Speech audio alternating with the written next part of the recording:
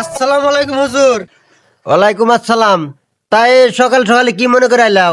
আজকে বাড়িওয়ালা আর যে পত্র হইলো জানি। আলহামদুলিল্লাহ যাইরু। তাহলে হুজুর আমি গেলাম গা। আস্তাগফিরুল্লাহ আস্তাগফিরুল্লাহ আস্তাগফিরুল্লাহ আস্তাগফিরুল্লাহ। এবারে তো যাবত খাবার নিয়ে আয় বললাম, এবারে নামাজ টামাজ পড়েই না নাই। যাই দেখি খুনি গে।